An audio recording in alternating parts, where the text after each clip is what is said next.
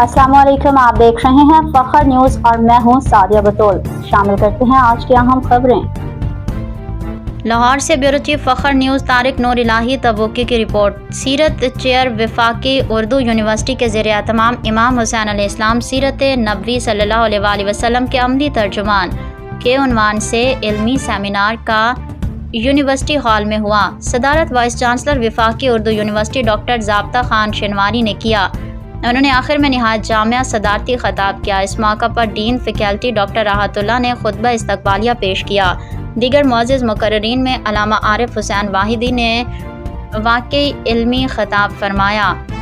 Doctor Tahirul इस्लाम अस्करी ने सैयदना इमाम हुसैन रज़ियल्लाहु अन्हु के नबी करीम सल्लल्लाहु अलैहि वसल्लम से ताल्लुक़ को वाज़ेह करते हुए हज़रत इमाम के ज़ौक़ इबादत, वसफ़ सखावत और सिनफ़ शुजाअत पर गुज़ारिशात पेश कीं। कलमात तशक्कुर डायरेक्टर सीरत चेयर डायरेक्टर हाफिज़ अब्दुल रशीद ने पेश किए, जबकि निज़ामत के फ़राइज़ डॉक्टर अब्दुल गनी ने बाखूबी अंजाम दिए। इस मौके पर यूनिवर्सिटी तलबा की कसीर तादाद मौजूद रही। इस बामकसद प्रोग्राम के इनेकाद पर डायरेक्टर सीरत चेयर डॉक्टर हाफिज़ अब्दुल रशीद काबिल मुबारकबाद हैं।